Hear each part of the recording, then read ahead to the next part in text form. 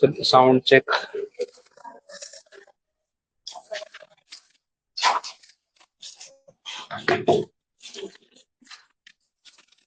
Sound check. ठीक है, शुरू कर रहे हैं जीएसटी। अगला जो टॉपिक है that is related to time of supply.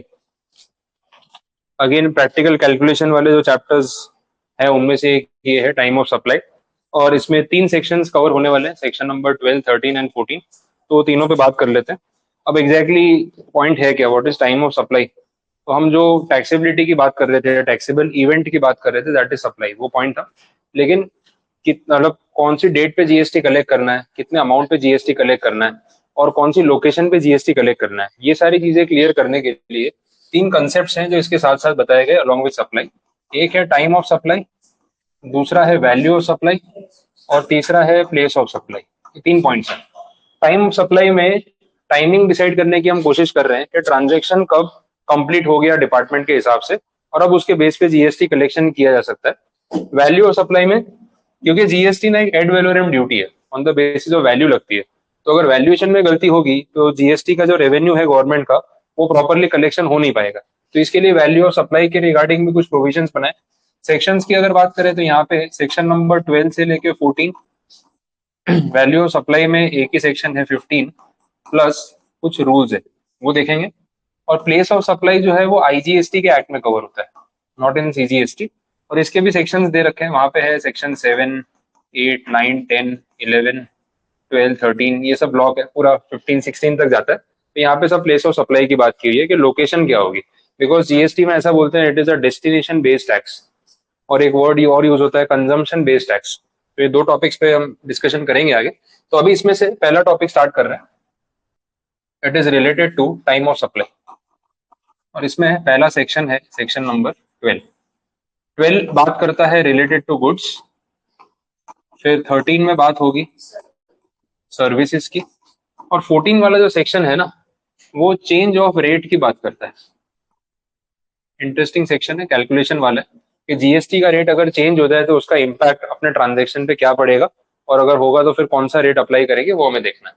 तो सबसे पहले सेक्शन 12 से शुरू करते हैं। इसमें सब सेक्शन 1 कोई काम का नहीं है, उसमें सिर्फ टाइटल रिपीट किया, समझाया कुछ भी नहीं, वो रिपीटेशन है। मेन स्टोरी स्टार्ट होती है सब सेक्शन 2 से, that is time of supply of goods under normal charge. देख लो, थियरी में आपको मिलेगा पेज नंबर 52 पे। इसमें बोला है कि कोई भी पर्टिकुलर गुड्स अगर आप नॉर्मल चार्ज वाले मेथड से सप्लाई कर रहे हो, जहां पे buyer is liable to pay GST to the supplier and then वो अमाउंट गवर्नमेंट को पास ऑन कर दिया जाएगा, तो उस सिचुएशन में टाइम ऑफ सप्लाई अपने कैलकुलेट कैसे करेंगे। तो इसमें ना जो इवेंट्स देखे जाते हैं, one of them is date of issue of invoice and other is date of payment, और इन दोनों में से कंसिडर होता है विच एवर इज अर्लियर। ठीक है, वैसा रहेगा। तो थोड़ा लिखते जाते हैं, आपको कुछ याद भी आ जाएंगी conditions. Date of invoice versus date of payment, इन दोनों में से बोला है which ever is earlier. But ये दोनों कंडीशंस में ना अपने आप में सब्जेक्टिविटी है कि भाई डेट ऑफ इनवॉइस आप ऐसे ही रैंडमली नहीं ले सकते, आपको पहले इसको कंपेयर करना पड़ेगा कुछ चीजों के साथ, and that will depend on the situation. एक सिचुएशन है जहां पे गुड्स का मूवमेंट होता है, गुड्स एक लोकेशन से दूसरी लोकेशन पे पास ऑन किए जाते हैं और वहां पे गुड्स डिलीवर होते हैं। अब अगर गुड्स का मूवमेंट होता है तो इसमें एक रेफरेंस की डेट आती है, उसको बोलते हैं date of removal, date of removal of goods from the factory. Condition यहाँ पे ये है कि अगर आप इनवॉइस इशू कर रहे हो तो वो इनवॉइस रिमूवल की डेट से पहले या उस दिन तक इशू हो जाना चाहिए, उसके बाद होगा तो नहीं चले। तो जब आप बोल रहे date of invoice versus date of payment, so this date is subject to date of removal. बात समझ आई। तो अल्टीमेटली सबसे पहले कंपैरिजन होगा date of removal versus date of invoice, पहले तो ये कंपेयर होंगे। इन दोनों में से भी एक्चुअली तो आएगा विच एवर इज अर्लियर, आप देख लो उसको। अगर रिमूवल तक आपको इनवॉइस इशू करना है या उसे पहले इशू करना है, तो ऑब्वियसली इन दोनों में से क्या आएगा, विच एवर इज अर्लियर। फिर उसके बाद जो भी सिलेक्ट होगा वो कंपेयर होगा with date of payment, again इन दोनों में से विच एवर इज अर्लियर। आने वाला तो अर्लियर ही है, लेटर तो कहीं आता भी नहीं है, एक आध दो कंडीशन में कहीं आगे आएगा, बाकी मोस्टली वो अर्लियर ही रखेंगे, बिकॉज अर्लियर की वजह से उनको टैक्स जल्दी मिलेगा। तो इससे वो लेटर वाली कंडीशन पे कभी नहीं जाएंगे, वो कॉमन सेंस वाली बात है। तो date of invoice versus date of payment which ever is earlier, that is the time of supply, but this date of invoice is subject to date of removal. तो ये एक साइड हो गया, दूसरा साइड भी तो है पेमेंट वाला।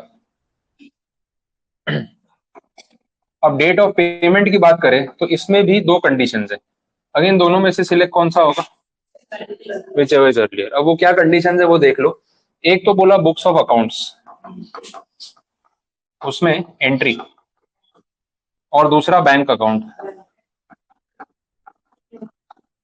ठीक है, इसमें क्रेडिट। आया समझ में, क्लियर हुआ। अब बुक्स ऑफ अकाउंट्स किसके, सप्लायर के या बायर के, सप्लायर सेलर के, और दूसरा बैंक अकाउंट भी उसी का देखा जाएगा। ये बात क्रेडिट की हो रही। तो डेट ऑफ पेमेंट में ये देखा जाएगा कि सामने वाले बायर ने आपको पेमेंट कब किया।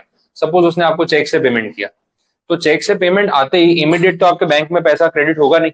आप चेक कब भरते हो, क्लियरिंग में कब जाता है, उसके बाद पैसा आएगा। तो दो चीजें होती है, एक मैं अपने बुक्स ऑफ अकाउंट्स में उसकी एंट्री कर देता हूँ कि भाई चेक आ गया, लेकिन वो बैंक में क्रेडिट कब होगा दैट डिपेंड्स।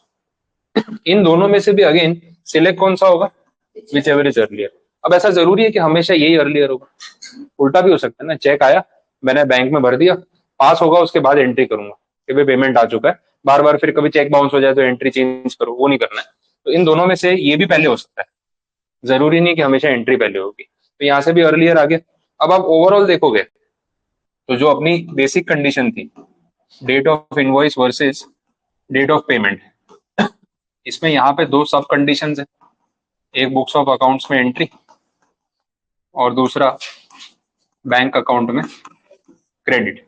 और यहाँ पे this is subject to date of removal. बात समझ आई। तो ये जो आपको दिखता है ये सुपरफिशियल कंडीशन है, जिसके अंदर सब कंडीशंस भी हैं, और उसके बेसिस पे डेट फाइनलाइज होती है, और आने आने वाला सब विच एवर इज अर्ली है। तो ये आपको मिल जाएगा time of supply. Time of supply is a date which is to be decided, and it is very important, because जो टाइम ऑफ सप्लाई की डेट आएगी उसके बेसिस पे डिपार्टमेंट को समझ में आएगा कि इस ट्रांजेक्शन में जो जीएसटी एक्सचेंज हुआ वो आपसे कब वसूल करना है। ठीक है, हर महीने आपको जीएसटी का अमाउंट पे करना होता है। अभी अप्रैल के जो ट्रांजेक्शन हो रहे हैं, उन ट्रांजेक्शन में मैं आपसे जितना भी जीएसटी कलेक्ट करूंगा वो मुझे गवर्नमेंट को मई में सबमिट करना है। बट ये ट्रांजेक्शन अप्रैल का माना जाएगा या मई का माना जाएगा या मार्च का माना जाएगा, वो डिसाइड कैसे होगा, भाई ये रूल्स के हिसाब से डिसाइड होगा। तो अगर ट्रांजेक्शन गुड्स को लेके है तो रेलिवेंट सेक्शन है सेक्शन 12। अगर नॉर्मल चार्ज वाला ट्रांजेक्शन है तो सब सेक्शन 2, और उसमें ये रूल्स आपके नाम। क्लियर। अब ओवरऑल बेसिक कंडीशन यही रहती है, लेकिन सबसेक्शन के हिसाब से ना ये वाला पार्ट चेंज हो जाता है। आपको याद आ रहा होगा, जैसे मूवमेंट ऑफ गुड्स इन्वॉल्व है तो डेट ऑफ रिमूवल। अगर गुड्स का मूवमेंट इन्वॉल्व नहीं है तो ऐसा कब होता है, तो प्लांट एंड मशीनरी है, इंस्टॉल्ड है, ओनरशिप बेच दी मैंने, मशीन वही की वही है, तो मूवमेंट तो हुआ ही नहीं ना। तो इसमें अपने रिमूवल नहीं देखते, इसमें हमने देखते हैं date of availability, making the goods available to the buyer. बाकी पूरा सब कुछ सेम है, कोई फर्क नहीं आने वाला वैसा। फिर इसके अलावा और कुछ वेरिएशंस देखे थे हमने। मूवमेंट का होना, गुड्स का मूवमेंट ना होना, ये दो क्राइटेरिया थे। एक था गुड्स अवेलेबल ऑन सेल और अप्रूवल बेसिस, मैंने आपको गुड्स भेजे, आपको गुड्स पसंद आए तो आपने रख लिए, जितने नहीं पसंद आए उतने वापस कर दिए, ऐसा भी था। उसमें ना दो कंडीशंस थी, एक बोला था डेट ऑफ एक्सेप्टेंस, और दूसरी जो कंडीशन थी उसमें बोला था date of removal plus 6 months. याद आ रहा है ऐसा कुछ, रेफरेंस का सेक्शन बता दो।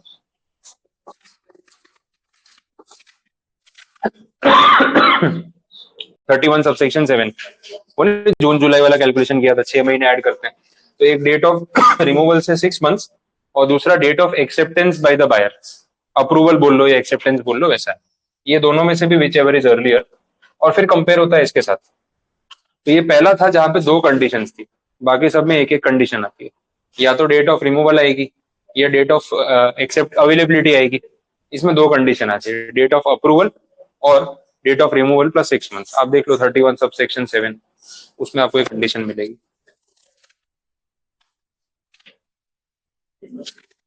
मिला।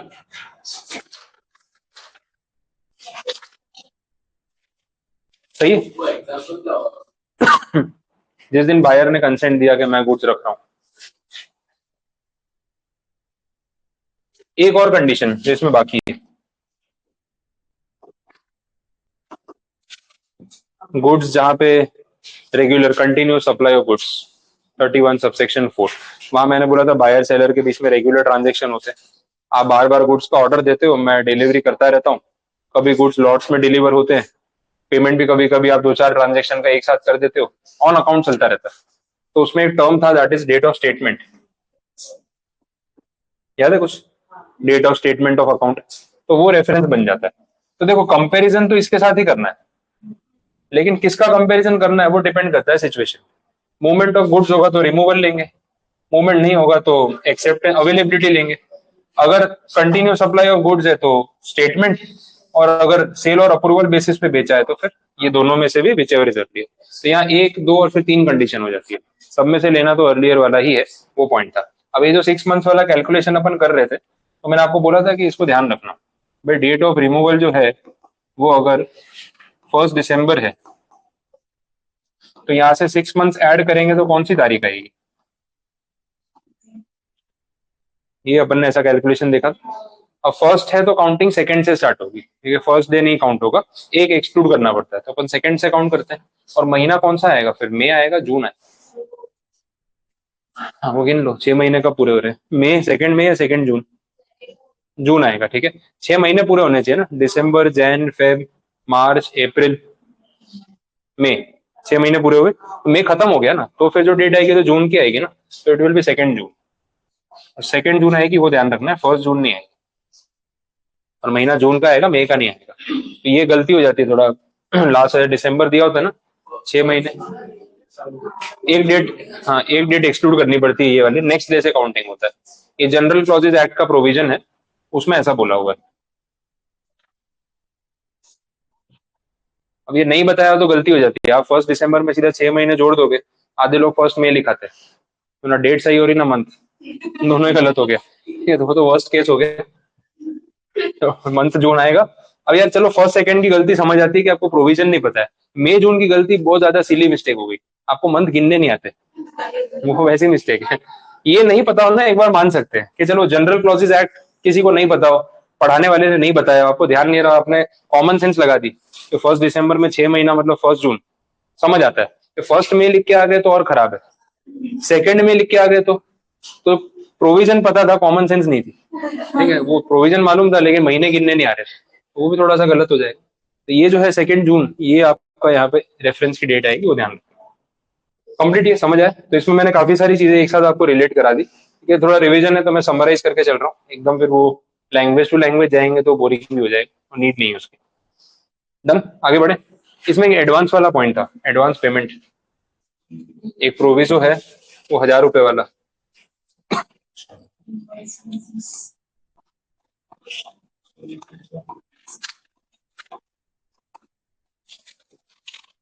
एडवांस पेमेंट, अगर एडवांस पेमेंट 1000 रुपीज से ऊपर है, ध्यान से समझ लो, पहले प्रोविजो क्या था, एडवांस पेमेंट अगर 1000 रुपीज से ऊपर है तो फिर आपको ना इसका इनवॉइस अलग से बना के देना पड़ेगा और टाइम ऑफ सप्लाई यही होगा, ऐसी बात हुई थी। फिर इन्होंने निकाला अमेंडमेंट, बोले यार ये तो प्रैक्टिकली प्रॉब्लम है, बोला एक काम करते हैं, गुड्स के केस में हम ये कंडीशन हटा देते हैं। इसमें लेके आ गए नोटिफिकेशन नंबर 66, और ये आया 15 नवंबर 2017। इसमें बोल दिया कि भाई अगर गुड्स का मामला है और कोई एडवांस पेमेंट करता है तो 1000 रुपए से ऊपर हो या कितना भी हो, उसका इनवॉइस इमीडिएटली बनाने की जरूरत नहीं। उस एडवांस का जो टाइम ऑफ सप्लाई होगा वो अपने कैसे करेंगे, इनवॉइस बेसिस पे। अब मैंने आपको बताया था invoice basis is not exactly date of invoice, ये मैंने आपको क्लियर बोला था। इनवॉइस बेसिस का मतलब डेट ऑफ इनवॉइस नहीं होता, इनवॉइस बेसिस का मतलब जो ये कंडीशन थी ना, इन दोनों में से जैसे विच एवर इज अर्लियर, वो आपको करना है, इससे कंपेयर नहीं करेंगे, ये वाले पोर्शन को इग्नोर करेंगे, लेकिन ये साइड पूरी यूज होगी, this is invoice basis and this is subject to this. तो डेट ऑफ इनवॉइस और इनवॉइस बेसिस में ये फर्क है कि डेट ऑफ इनवॉइस एक स्पेसिफिक डेट हो गई, और इनवॉइस बेसिस मतलब इन दोनों में से विच एवर इज अर्लियर हो गया, तो उससे आंसर अलग आ सकता है। अगर ये वाली अर्लियर हुई तो आंसर अलग आएगा, तो दिस इज इनवॉइस बेसिस। तो हमें सिर्फ पेमेंट की डेट को इग्नोर करना है, क्यों? क्योंकि डेट ऑफ पेमेंट को अगर कंसिडर करने जाओगे तो वही डेट फिर आपकी टाइम ऑफ सप्लाई आ जाएगी, और प्रॉब्लम क्या होगा कि भाई गुड्स का ऑर्डर जो आपने लिया है वो मान लो 1 लाख रुपए का है, कस्टमर ने ना आपको 11,000 रुपए एडवांस दे दिया। अब क्योंकि ये एडवांस आपका 1,000 रुपए से ऊपर है, आपको ना इसका इनवॉइस अभी बना के देना पड़ेगा उसको। तो एक इनवॉइस बनेगा भाई 11,000 प्लस जीएसटी, फिर वो बाद में बाकी की 89 भी तो पे करेगा डिलीवरी के टाइम पे। फिर इसका ना वापस फिर से इनवॉइस बनाओ, इनवॉइस नंबर 2, और ये हो जाएगा 89,000 प्लस जीएसटी। सरकार को जीएसटी तो उतना ही मिल रहा है ना, अननेसेसरी दो दो बिल बनाओ। और गुड्स में तो हर कस्टमर एडवांस पे करेगा, मैं एडवांस के बिना काम ही नहीं करता हूँ, तो बार बार मुझे इन्वॉइसेस बनाने पड़ेंगे, जिसका कोई सेंस नहीं है। डबल इन्वॉइसिंग हो जाएगा एवरी ट्रांजेक्शन में। तो सिर्फ गुड्स के केस में ये नोटिफिकेशन एप्लीकेबल है, ये खास ध्यान रखना। सर्विसेज में ये एप्लीकेबल नहीं है। सर्विसेज में वो 1,000 रुपए वाला पॉइंट अभी भी एप्लीकेबल है, जो प्रोविजो अपन देख रहे हैं। क्लियर? ये तो ये आपका पार्ट कंप्लीट हुआ 12 का सबसेक्शन 2।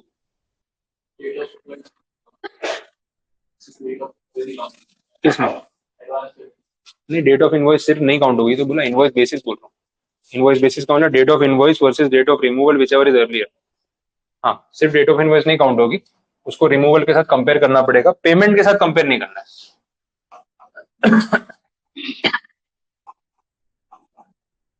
फिर आया 12 subsection 3, time of supply of goods under reverse charge mechanism. अब यहाँ पे पूरा ना अप्रोच बदल जाता है। अभी तक हम बात कर रहे थे सप्लायर के पॉइंट ऑफ व्यू से, date of invoice supplier issue करता है, रिमूवल सप्लायर की तरफ से होता है, बैंक अकाउंट सप्लायर का, बुक्स ऑफ अकाउंट सप्लायर के। अब यहाँ पे जो सारा कैलकुलेशन होगा वो बायर की तरफ से होगा, क्योंकि रिवर्स चार्ज में ना सारा बर्डन जो है वो बायर के ऊपर आ जाता है, वैसा है। अब इसमें कंडीशन भी आप देख लो पूरी चेंज हो जाती है। ये पेज 54 पे ना चार्ट में मिल जाएगा।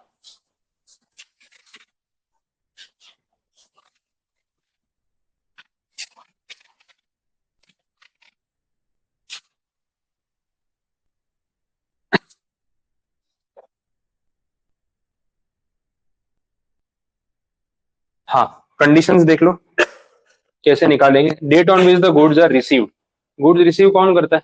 बायर। तो देखो बायर के पॉइंट ऑफ व्यू से वहां पे था डेट ऑफ रिमूवल, कि सप्लायर गुड्स रिमूव कब करता है। यहाँ इसका ऑपोजिट बोल दिया, बायर गुड्स रिसीव कब करता है। ठीक है, तो याद रखने में इजी रहेगा। दूसरा भाई, बुक्स ऑफ अकाउंट्स में जो रिकॉर्ड होती है एंट्री, वो भी बायर की बुक्स ऑफ अकाउंट्स कि उसने पेमेंट कब रिकॉर्ड किया। फिर बैंक अकाउंट की बात करें तो बैंक अकाउंट से पैसा डेबिट कब हुआ, किसके? अगेन बायर के। तो पॉइंट ऑफ व्यू चेंज हो गया। फोर्थ एंट्री नहीं लेके आए, जो हम डेट ऑफ इनवॉइस की जैसे बात कर रहे थे ना, यहाँ पे ऐसा बोला date of invoice plus 31st day, date of invoice से 31st डे। और ये चीज जो है वहां पे नहीं थी, वहां पे तो अपन डेट ऑफ इनवॉइस डायरेक्ट लेते थे। ये एंट्री थोड़ी अलग हो गई। अब 31st डे कैसे कैलकुलेट करना है वो भी देख लेना।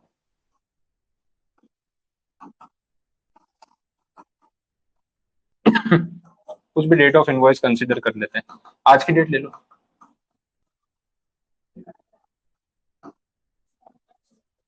गुड, अगर डेट ऑफ इनवॉइस है तो 31st डे कौन सा आएगा?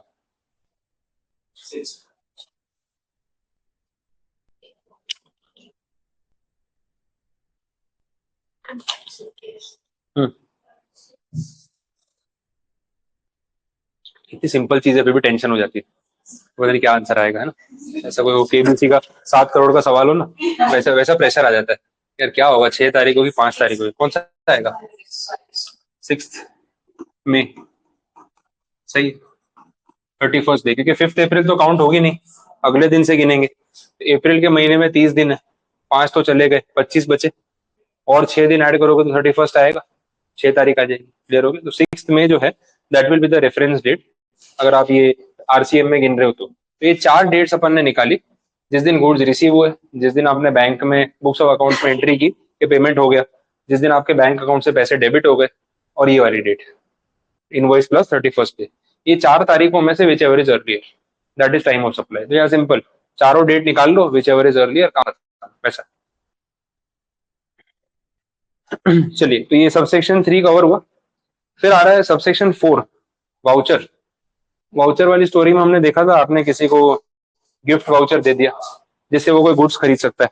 अब इसमें तो दो ही कंडीशन थी, कि वो जो गिफ्ट है या वो वाउचर से जो वो परचेज करेगा गुड्स, वो आइडेंटिफाइबल है कि अदरवाइज है। आइडेंटिफाइबल का मतलब कि पता है कि इससे क्या खरीदा जाएगा। जैसे आपको वॉच खरीदने के लिए मैंने गिफ्ट वाउचर दे दिया, तो इम्प्लाइड है कि आप इसे जब भी रिडीम करोगे वॉच ही खरीद सकते हो। तो आज ही आइडेंटिफाइबल है तो आज ही जीएसटी ले लो उस पर वाउचर बेचते टाइम, बिकॉज आपको पता है कितना रेट लेना है। लेकिन एक ऐसा वाउचर है जिससे मल्टीपल कैटेगरी के गुड्स खरीदे जा सकते हैं, जिसपे एक पे 12% जीएसटी, एक पे 28% जीएसटी। तो मालूम कैसे पड़ेगा कि भाई किसके ऊपर कितना जीएसटी लगाना है, या अभी से वाउचर बेचते टाइम कैसे रेट सिलेक्ट करे, तो भाई रिडेम्पशन के टाइम पे डिसाइड कर लेंगे। अब मैंने आपको शॉपर स्टॉप का वाउचर दिया है 5,000 रुपए का। अब वो 5,000 के वाउचर से आप वॉच भी ले सकते हो, कॉस्मेटिक्स भी ले सकते हो, परफ्यूम भी ले सकते हो, अपेरल शूज कुछ भी ले सकते हो, सब पे जीएसटी का रेट डिफरेंट है। अब वाउचर बेचते टाइम शॉपर स्टॉप वाले को थोड़ी पता है कि आप जिसको गिफ्ट दोगे वो वाउचर कब यूज करेगा और किस चीज के लिए यूज करेगा। तो भाई जब यूज करने आएगा ना, तब उसे जीएसटी ले लेंगे, डिपेंडिंग कि उसने क्या खरीदा है।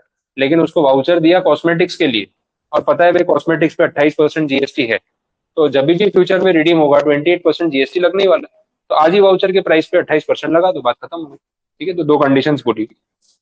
चलिए आगे बढ़ रहे हैं। सबसेक्शन 5, ये तो रेजिड्यू एरिया, अगर और कोई सबसेक्शन में कंडीशन कवर ना हो तो इसमें हो जाएगी पेमेंट बेसिस पे, सिंपल।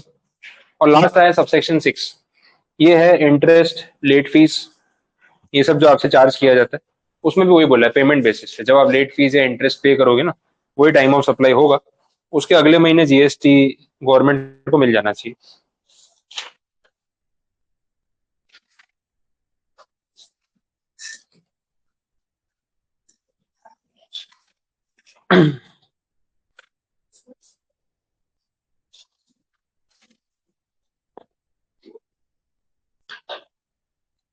तो सेक्शन 12 की सारी स्टोरी यहाँ पे कवर अप हो गई।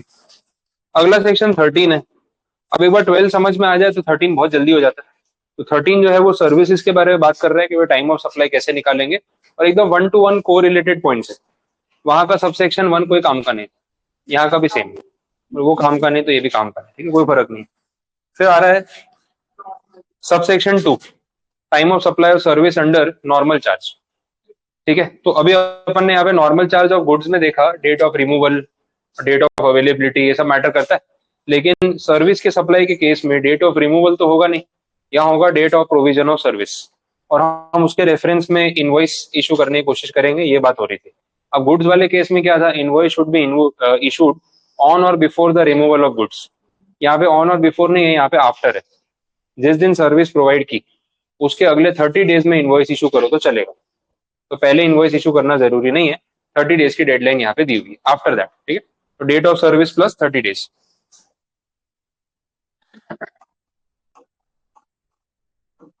Date of provision of service plus 30 days. अब ये कैसे गिनना है ये आपको पता है। इसके अंदर एक और कंडीशन है, 30 डेज के बदले 45 डेज। ये बैंकिंग इंश्योरेंस वालों के लिए, क्योंकि इनको इनवॉइस बनाने में टाइम लग सकता है। ट्रांजेक्शन के वॉल्यूम को ध्यान में रखते हुए स्पेशल प्रिविलेज दिया बैंकिंग इंश्योरेंस।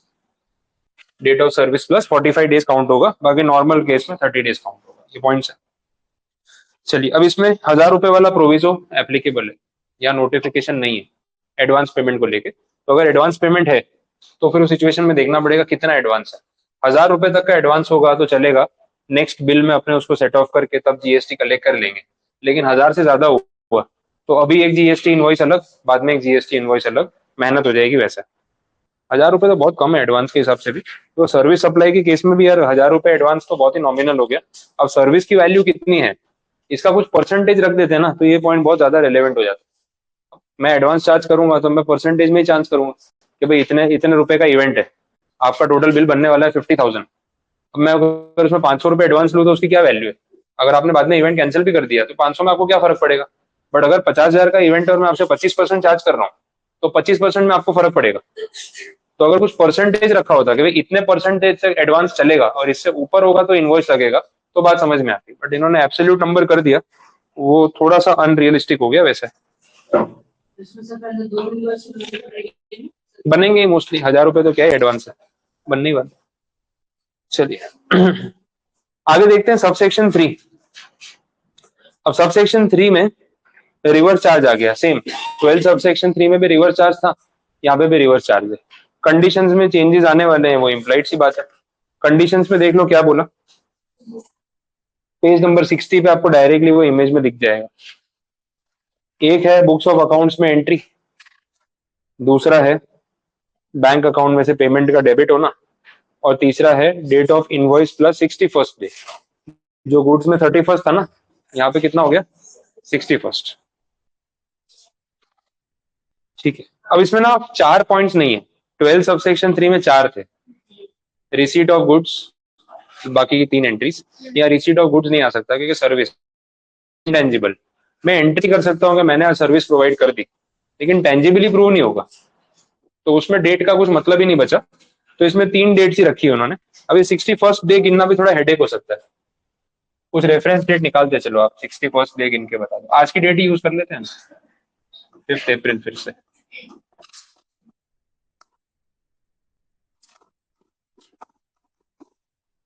यहाँ से 61st डे कौन सा आएगा?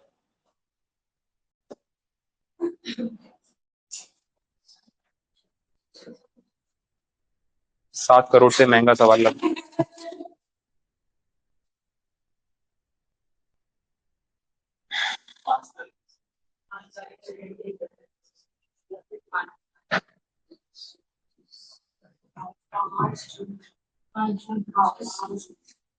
5 होगी, 5 जून।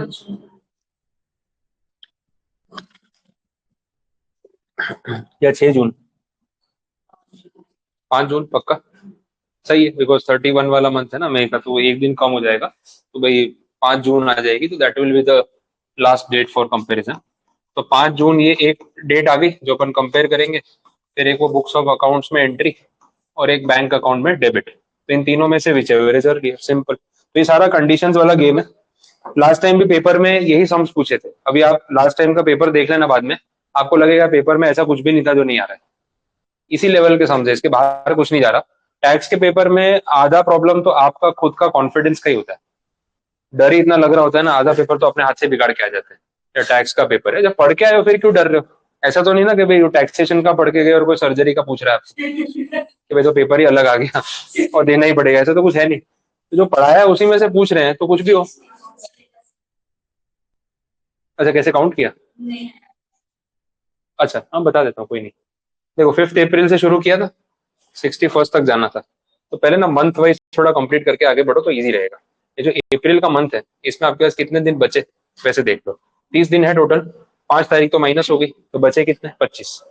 तो 25 दिन यूज किए अपन ने, और अप्रैल पूरा खत्म हो गया। अपने को 61 डेज यूज करने हैं। फिर उसके बाद आया मई। मई में कितने दिन है? 31। अभी टोटल कर लो एक बार, कितने हो गए? 56। आपको और 5 चाहिए। अगला महीना कौन सा है? जून का। तो उसके कितने दिन यूज करेंगे? 5। तो डेट आ गई 5 जून। ऐसे करके मंथ वाइज जाने का। मंथ एग्जॉस्ट करते जाओ तो मिस्टेक नहीं होगी। ऐसे डायरेक्ट गिनने बैठोगे तो ओरिएंटेशन समझ नहीं आएगा, शुरू कहाँ से करें। तो शुरू करने के लिए बेस्ट तरीका मैं यही करता हूँ, मंथ खत्म करते जाओ कि भाई 61st जाना है। 2 महीने तो है अप्रोक्स, बट वो 1-2 दिन का ही चक्कर हो जाता है। अभी 5 अप्रैल से 2 महीने होते हैं तो वो 5 जून ही आने वाली है। बट क्योंकि वो 61st डे बोला है, कोई महीना 31 का होता है, कोई 30 का होता है। कंफ्यूजन 1-2 दिन का ही होता है। तो आप ऐसे मंथ को एग्जॉस्ट करते जाओगे ना तो सही डेट पे आ जाओगे। सेक्शन में ऐसा लिखा है, the day after 60 days from the date of invoice, date of service, sorry. बड़ा खतरनाक इंटरप्रिटेशन है। सीधा सीधा लिख देते 61 days from the date of service. वहां लिखा है day after 60 days from the date of service. तो डेट ऑफ सर्विस के बाद 60 डेज, उसका अगला दिन, तो 61st ही तो होगा। तो सीधा सीधा 61st आप काउंट कर लो तो आ जाएगा। कभी कभी ड्राफ्टिंग में ना इतने ओवर टेक्निकल हो जाते हैं जिसकी जरूरत होती नहीं है। फिर वो ऐसा लगता है कि खाली अननेसेसरी क्या है, वो एग्जेजरेट कर रहा है कि मैं कितना पढ़ा लिखा हूँ जो ड्राफ्ट कर रहा है। ये देखो मुझे कितना अच्छे से आता है। बोला ठीक है, तुझे आता है, दूसरे को भी तो आना चाहिए। अपनी ड्राफ्टिंग की नॉलेज दिखा के क्या हासिल कर लेगा जब सामने वाले को समझ ही नहीं आ रहा कि क्या बोलना है। इससे बेटर है थोड़ा सिंपल कर दे। तो थोड़ा डराते जाते हैं फालतू का, बाकी पॉइंट सिंपल है। चलो, तो 13 सबसेक्शन 3 आपका हो गया। 13 सबसेक्शन 4 सेम है सर्विसेज के केस में। 5 भी सेम है और 6 भी सेम है, कोई फर्क नहीं है। तो आगे बढ़ सकते हैं, फिर उसमें टाइम नहीं वेस्ट करते। अब आ गया सेक्शन नंबर 14, प्रैक्टिकल सम्स के लिए एकदम प्रोबेबल टॉपिक। एंट्री वाले सम्स बन जाते हैं जितनी एंट्री सही करोगे।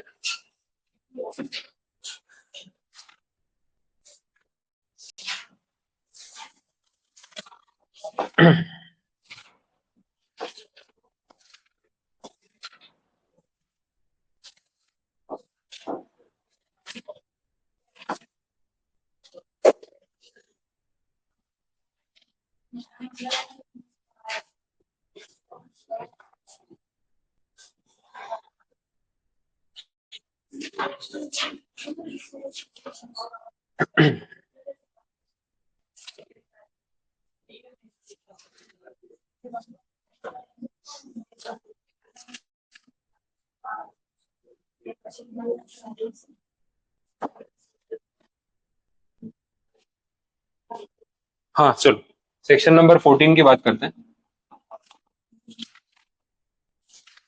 देखो पहले तो ऑब्जेक्टिव समझ लो हम पढ़ क्या रहे हैं यहाँ पे, सेक्शन 14 की जरूरत क्यों पड़ रही है। कोई भी पर्टिकुलर ट्रांजेक्शन में जो इवेंट्स होते हैं उसमें एक इवेंट है इनवॉइस का इशू होना, दूसरा है पेमेंट रिसीव करना, और तीसरा है सप्लाई। तीन चीजें तो होती है हर ट्रांजेक्शन में। अब इसके बीच में कहीं इन बिटवीन अगर जीएसटी का रेट चेंज हो जाए, ये काउंसिल वाले मीटिंग करते हैं और आज ही डिसाइड हो जाता है, सब रेडी होता है ड्राफ्ट के क्या चेंजेस करने, खाली अप्रूवल लेना है। अप्रूवल लेते ही रात 12 बजे से रेट चेंज, अब अगले दिन से रेट चेंज हो गया। अब मीटिंग जो है काफी फ्रीक्वेंटली होती है, अभी तक इतने साल में अराउंड 52 या 53 जीएसटी मीटिंग्स हुई है, उससे ज्यादा हो चुकी है अप्रोक्स। तो वो इतनी सारी मीटिंग जब कर रहे हैं तो एवरेज 1-2 महीने 3 महीने में एक मीटिंग तो हो ही जाती है, और हर बार कुछ ना कुछ रेट्स सफल होते रहते हैं वैसा है। अब इसके बीच में कहीं पे अगर रेट चेंज हुआ और आपका ट्रांजेक्शन चल रहा था, अब आप कंफ्यूज हो जाओगे जैसे कौन सा रेट चार्ज करना है। अभी 5% था, अब 12% हो गया। अब अभी ट्रांजेक्शन तो चल रहा है, इसमें से कुछ चीजें हो चुकी है कुछ बाकी है। अब 12% पे चार्ज करो नए वाले पे या 5 पे चलने दो, तो वो डिसाइड करने के लिए सेक्शन 14 बनाया और इसमें रूल्स फिक्स कर दिए ताकि कोई कंफ्यूजन क्रिएट ना हो। अब देखो 3 पैरामीटर्स में जो कंपैरिजन करना है तो प्रैक्टिकली पॉसिबल नहीं है। आप 2 डायमेंशन में कर सकते हो, 3D में नहीं हो सकता। बोला इनमें से ना एक पैरामीटर को अपन वेरिएबल के बदले बना देंगे कांस्टेंट, और बाकी दोनों को वेरिएबल रखेंगे, उस बेसिस पे फिर कैलकुलेशन हो पाएगा। अब सेक्शन 14 का जो फर्स्ट पार्ट है उसमें उन्होंने ऐसा अज्यूम किया कि जो सप्लाई है ना वो ऑलरेडी हो चुका है, तो उसको लिखेंगे बिफोर। सप्लाई ऑलरेडी हो चुका है इसका मतलब कि जिस दिन जीएसटी का रेट चेंज हुआ उसके पहले हमने गुड्स का सप्लाई कर दिया था। और इसके लिए आज की डेट का ही रेफरेंस अपन लेके चलते हैं, 5 अप्रैल। और क्राइटेरिया ये है कि इसके पहले 5% जीएसटी था और आज से 12% हो गया, रेट बढ़ चुका है। तो ओल्ड रेट और न्यू रेट, ये क्राइटेरिया है। अब सप्लाई बिफोर का मतलब ये है कि 5 अप्रैल से पहले गुड्स का सप्लाई तो मैंने कर दिया था, अब बचा क्या, इनवॉइस और पेमेंट, ये दो चीजें बाकी है। अब ये दोनों में अलग अलग कॉम्बिनेशन हो सकते हैं, वो कॉम्बिनेशन हमें देखने हैं।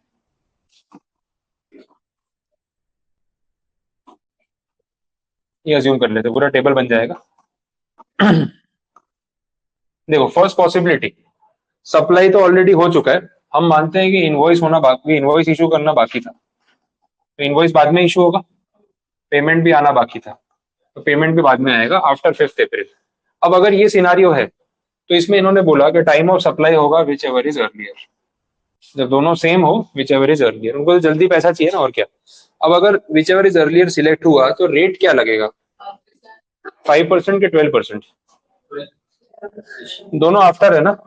इनवॉइस की डेट आफ्टर मतलब 12% हो चुका था, पेमेंट में भी सेम। अब इन दोनों में से जो भी अर्लियर हो जीएसटी तो 12% ही लगेगा ना। आ रहा है समझ में, क्लियर है। नेक्स्ट, सपोज इनवॉइस इशू कर दिया था, सप्लाई भी कर दिया था, पेमेंट आना बाकी था, ये भी कॉमन केस है। अब बोला इस केस में टाइम ऑफ सप्लाई आपका होगा डेट ऑफ इनवॉइस, ये सेक्शन में ऐसे लिखा है, बट इसको याद अपन दूसरे तरीके से कर सकते हैं, क्योंकि ऊपर अपन ने बिफोर अज्यूम किया है, तो यहाँ पे बिफोर वाला ही अपना आंसर है। ये लॉजिक इन्होंने लगाया है और वैसे आंसर ये लिख के दिया। अब इस दिन पे रेट कौन सा एप्लीकेबल था, ओल्ड वाला, समझ आ गया। तीसरे केस में क्या होगा, इनवॉइस बाद में इशू किया मैंने, सप्लाई ऑलरेडी हो चुका है, और जेन्यून पार्टी आपकी रेगुलर पार्टी पैसे पहले ही भेज दिए थे, फिर वो भाई पेमेंट मैंने कर दिया है, आपने बता दिया होगा इतने का इनवॉइस बनेगा, सामने वाले पैसे पहुंचा दिए थे। अरे सॉरी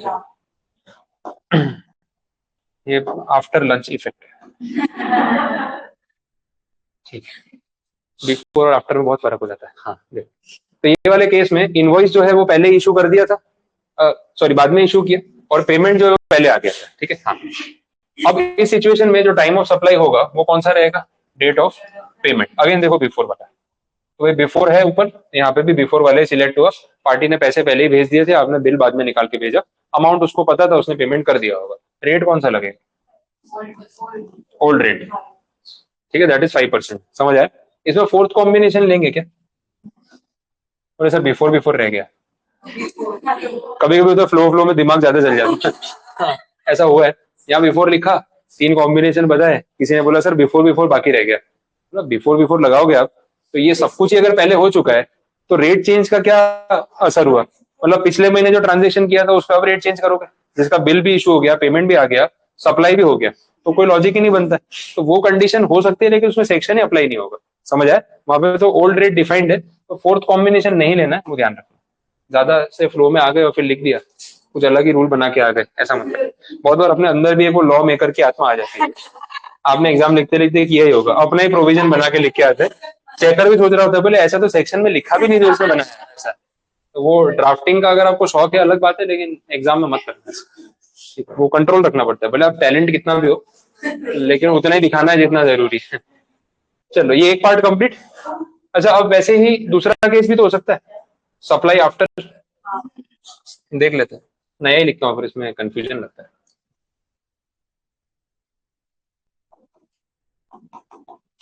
देखना कहीं बिफोर आफ्टर हो जाए तो बता देना।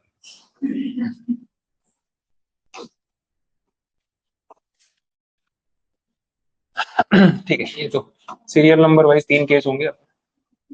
एक आपका डेट ऑफ इनवॉइस, एक डेट ऑफ पेमेंट, एक टाइम ऑफ सप्लाई, और उस हिसाब से जो रेट एप्लीकेबल होगा वो अपनी रेफरेंस डेट वही आज की।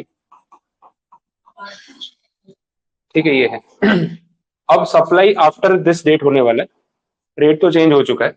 अब बाकी कॉम्बिनेशन देख लो, अगर ये आफ्टर है तो पहले कॉम्बिनेशन अपन लेंगे बिफोर बिफोर वाला, आफ्टर आफ्टर वाला तो आएगा नहीं। अब अगर दोनों बिफोर है, दोनों सेम है, डिपार्टमेंट सिंपल बोलता है भाई विच एवर इज, रेट कौन सा लगेगा, पुराना वाला, तो दोनों डेट्स में वही रेट था, ओल्ड रेट। अब अगर एक बिफोर है एक आफ्टर है, एक आफ्टर है पहले लिख देता हूँ, एक बिफोर है, ठीक है। अब इस सिचुएशन में रूल क्या बोलता है, अगर ये सिनारियो है तो यहाँ टाइम ऑफ सप्लाई होगा डेट ऑफ पेमेंट, और यहाँ होगा डेट ऑफ इनवॉइस। पता चला कौन सा सिलेक्ट किया, आफ्टर, ठीक है, ऊपर आफ्टर। तो इसके बेसिस पे सिलेक्ट किया। मैंने आपको स्टार्टिंग में बोला कि वैसे पूरे टॉपिक में सब कुछ विच एवर इज अर्लियर ही है, कुछ जगह पे उन्होंने उल्टा भी किया हुआ है, यही वो पॉइंट है जहाँ पे ना आफ्टर की वजह से उन्होंने आफ्टर लिया हुआ है, तो विच एवर इज लेटर हो गया ना, ये पॉइंट में तो लेटर हो गया, अर्लियर नहीं हुआ, तो सिर्फ ये एक्सेप्शन है इसका। अब इसमें कौन सा रेट लगेगा, न्यू रेट, क्योंकि आफ्टर है, समझ आ गया? तो ये 6 पॉसिबिलिटीज आपकी सेक्शन 14 की कवर हो गई। इस पे सम बन सकता है, तो जो जीएसटी का टॉपिक है ना उसमें लिमिटेड सेक्शंस है जिनमें प्रैक्टिकल सम आने के चांसेस है। ये 12, 13, 14 में ऐसे पॉइंट्स बनते हैं, आता भी है। टाइम ऑफ सप्लाई का एक सम आपको पेपर में मिल ही जाएगा, इन तीनों सेक्शन में से कुछ मिल सकता है, और इजी होते हैं, 4 से 5 मार्क्स का क्वेश्चन है, जितनी एंट्री सही होगी उतने मार्क्स मिलेंगे। तो पूरा सम सही नहीं भी हुआ तो भी मेजोरिटी मार्क्स बन जाएंगे वैसे। तो ये 65 पे लिखा हुआ, ये टेबल बना हुआ है। इसमें सिर्फ एक वो स्पेसिफिक कंडीशन ध्यान रखनी है जो पेज 66 पे दे रखी है।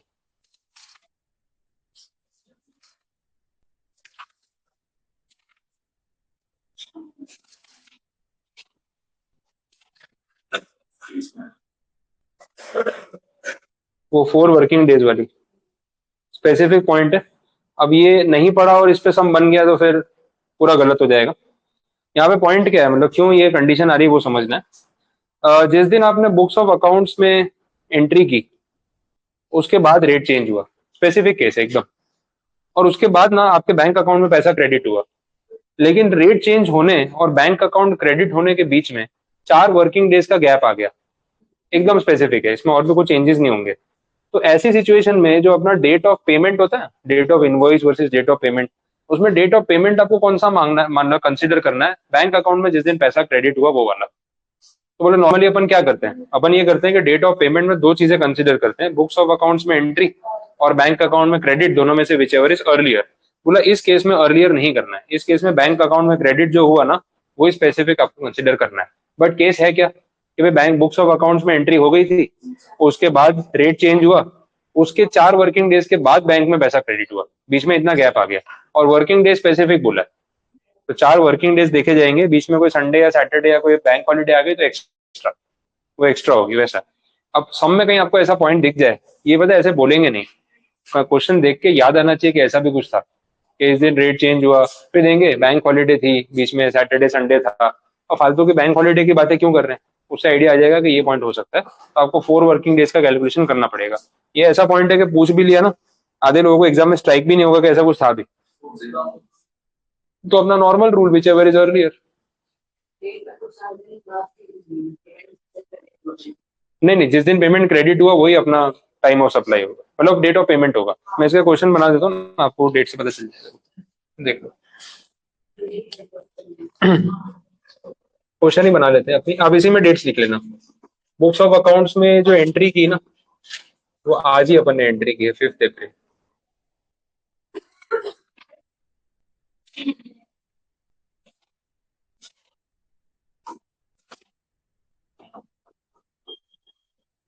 गवर्नमेंट ने रेट चेंज किया मंडे को, 7 अप्रैल।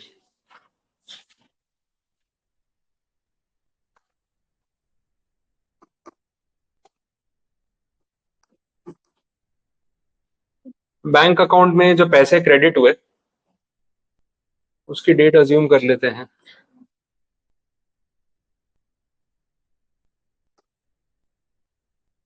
ऐसा कुछ, और इन्होंने आपको डेटा में ऐसा कुछ दे दिया, बैंक हॉलीडे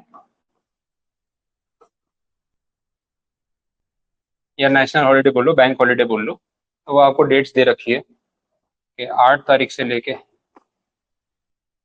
11 तारीख तक बैंक बंद थी। 12 को सैटरडे, 13 को संडे। 13 संडे आ गया ना, 13 को क्रेडिट नहीं होगा, रुको।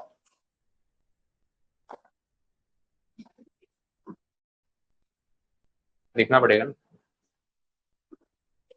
ले 12 को संडे था, वो सेकंड सैटरडे थर्ड सैटरडे वाला कैलकुलेशन, सेकंड वाला आ रहा है क्या? 12, 7, 5, हाँ second Saturday. Second Saturday bank बंद होती है ना। हाँ, ये भी तो छुट्टी में है। ये सब अब तम्बन सापुतारा पहुंच चुके हैं।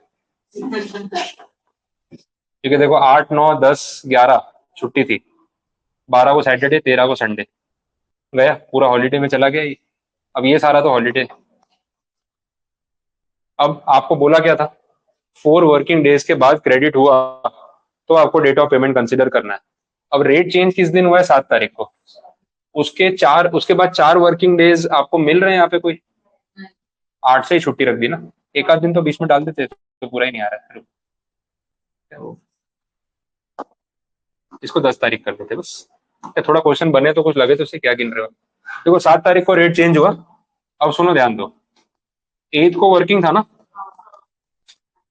फिर 9 को वर्किंग था, 10th, 11th, 12th, 13th 4 दिन छुट्टी थी। छुट्टी तो काउंट होती नहीं, 4 वर्किंग डेज के बाद क्रेडिट हो तो ये पॉइंट आता है। अच्छा, पैसा क्रेडिट कब हुआ, 14th को। बीच में वर्किंग डेज कितने गए, सिर्फ 2। तो 4 वर्किंग डेज का गैप आया क्या, नहीं आया। तो उस सिचुएशन में फिर रूल क्या लगेगा, which ever is earlier. Which ever is earlier किसमें से, ये दोनों में से। बात समझ आई, बता दो। अब देखो इसको चेंज करते हैं। अब ऐसा समझ लो, सिंपल, ये जो बैंक हॉलीडे है ना, कैंसिल, काम करो चुपचाप, कोई बैंक हॉलीडे नहीं है। अब देखो अगर बैंक हॉलीडे नहीं है तो 8 तारीख वर्किंग है ना, फिर 9th भी वर्किंग है, 10th भी वर्किंग है, 11th वर्किंग है, ठीक है। और मान लेते हैं 12th भी वर्किंग है, सैटरडे को छुट्टी नहीं थी, ठीक है। तो छुट्टी कौन सी आई, सिर्फ 13th आई ना, एक संडे की छुट्टी आई, और पैसा बैंक में क्रेडिट हुआ 14th को। अब आप देखो जिस दिन रेट चेंज हुआ और जिस दिन पैसा बैंक में क्रेडिट हुआ उसके बीच में 4 वर्किंग डे से ज्यादा हो गए ना, 4 वर्किंग डेज या उससे ज्यादा हो गए ना। तो अब इस सिचुएशन में जो हम डेट ऑफ पेमेंट कंसिडर करते हैं, नॉर्मली हम कंसिडर करते हैं दोनों में से which ever is earlier, but इस केस में कंसिडर करेंगे ये वाली, जिस दिन पैसा क्रेडिट हुआ, इसको इग्नोर करेंगे।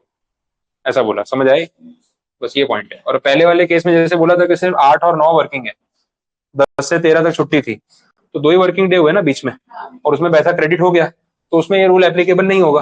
तो वहां पे इन दोनों में से हम देखेंगे विच एवर इज अर्लियर। आई बात समझ में कैसा, तो थोड़ा डिटेल्ड पॉइंट है, कहीं अगर सब में ऐसा वर्किंग डे हॉलीडे वाला कुछ पॉइंट आ गया तो फिर देखना पड़ेगा।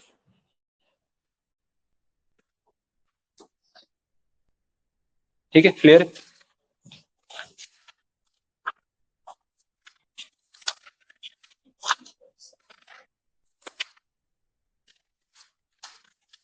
चल तो सेक्शन 14 यहाँ पे कंप्लीट।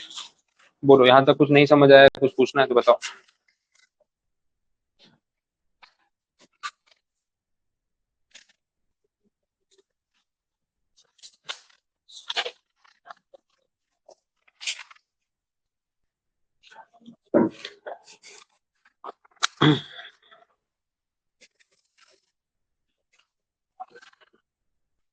चलो अब आगे के जो टॉपिक्स हैं उसमें से वैल्यू ऑफ सप्लाई और आईटीसी ऐसे टॉपिक्स है, थोड़े प्रैक्टिकल और डिटेल्ड है। उसके बदले मैं टॉपिक थोड़ा स्विच करने का सोच रहा हूँ क्योंकि बैक टू बैक हैवी हो जाएगा। अपने इजी वाले कुछ चैप्टर्स कवर कर लेते हैं। जैसे रजिस्ट्रेशन वाला जो ब्लॉक है ना वो देख लेते हैं, क्योंकि उसमें आपका थोड़ा एफर्ट कम लगेगा और थोड़ा जल्दी रिवाइज भी हो जाएगा। वो सीधी सीधी कंडीशंस है। वैल्यू ऑफ सप्लाई और ये सब रूल्स वाला पार्ट है। सब कुछ एक साथ लेंगे तो मजा नहीं आएगा। मेन अपना पर्पस वही है कि भाई आधा कंटेंट आज कवर हो जाए तो बाकी कल कंप्लीट कर पाएंगे। तो रजिस्ट्रेशन पे आ जाओ, पेज 139 पे।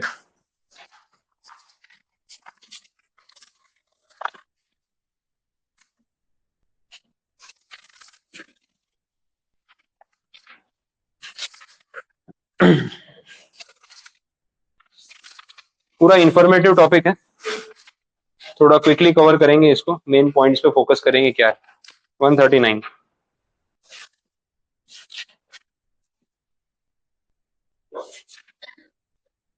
रजिस्ट्रेशन सेक्शन का जो ब्लॉक है,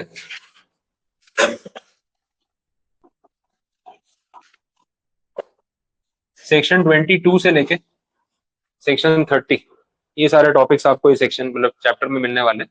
सबसे पहले सेक्शन नंबर 22 में वो थ्रेशोल्ड लिमिट की बात हो रही है कि भाई आपको जीएसटी नंबर कब लेना आपके लिए कंपलसरी होगा। That depends whether you are a supplier of goods और सर्विसेज। एक तो गुड्स और सर्विसेज पे डिपेंड करता है। अच्छा, और कौन से स्टेट में है, लोकेशन क्या है, स्टेट पे भी डिपेंड करता है वैसा है। तो कुछ जो लिमिट्स दे रखी है, जैसे गुड्स वाले केस में 20 lakhs और 40 lakhs की लिमिट है। कुछ पर्टिकुलर स्टेट्स में 10 lakhs की लिमिट है। सर्विस वाले केस में 10 लाख और 20 लाख की लिमिट है, वैसे देखा जाएगा। तो ये टर्नओवर पे डिपेंड करेगा, वही आपका एग्रीगेट टर्नओवर। तो अगर पूरे साल का टर्नओवर आपका इस लिमिट से कम है तो you are not liable to go for GST number, mandatory नहीं। अब मेरा जैसे सर्विस प्रोवाइड कर रहा हूँ मैं, तो मेरे लिए ये दो लिमिट्स हैं कि भाई या तो 10 लाख वाली लिमिट देखी जाएगी या 20 लाख वाली, डिपेंडिंग कौन से स्टेट में हो। और नॉर्थ ईस्ट वाले अपने स्टेट्स में लिमिट जो है वो 10 लाख है, और अदरवाइज नॉर्मल बाकी स्टेट्स में 20 लाख है, और गुजरात में 20 lakhs की लिमिट है। तो अगर मैं आपको जो भी सप्लाईज कर रहा हूँ या सर्विसेज प्रोवाइड कर रहा हूँ उसका मेरा टर्नओवर पूरे साल का 20 लाख रुपए से ज्यादा नहीं है, तो सिचुएशन में मेरे लिए जीएसटी नंबर लेना मैंडेटरी नहीं है। मैं विदाउट जीएसटी काम चला सकता हूँ, और मैं वही कर रहा हूँ। तो अननेसेसरी फिर आपका जीएसटी बढ़ा के मतलब नहीं है कि 20 लाख से नीचे का टर्नओवर होगा तो जीएसटी नंबर नहीं लेना पड़ेगा। हाँ, फिर भी अगर मुझे जीएसटी नंबर लेना हो तो मेरी चॉइस है। वो तो आईटीसी के चक्कर में लोग ले लेते हैं, बट अदरवाइज ज्यादा इनपुट टैक्स नहीं जा रहा हो तो बेटर है कि भाई जीएसटी नंबर आप मत लो, कंपल्शन नहीं। बट ये थ्रेशोल्ड जैसे ही क्रॉस होगा तो मैंडेटरी है कि मुझे जीएसटी रजिस्ट्रेशन करवाना ही पड़ेगा। उसके लिए जो टाइम लिमिट है दैट इज ऑफ 30 days। ये लिमिट क्रॉस होते ही 30 दिन। गुड्स के केस में इन्होंने लिमिट बढ़ाई है, काफी टाइम हो गया लिमिट बढ़ाए हुए, लेकिन अभी जो लिमिट है वो हो गई 40 लाख। पहले 20 थी और 40 हो गई। कुछ स्टेट्स में अभी भी 10 है, तो डिपेंड करेगा। अब ये सारी चीजें ना टेबल में दे रखी है।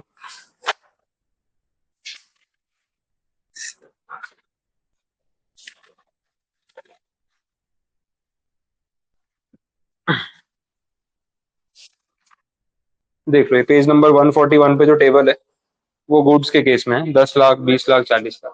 हाँ, नहीं नहीं, उतना है ही नहीं ना, सेल ही नहीं, ज्यादा रख के क्या करेंगे। अपने स्टेट में 40 है, उनको 50 रख देंगे तो उतना बिकता ही नहीं ना, बिजनेस ही नहीं है उतना, तो क्या करेंगे वैसा। तो लिमिट कम रखिए ताकि वो लोग जल्दी इस कैटेगरी में आ सके, वैसा वो ऑब्जेक्टिव। हाँ,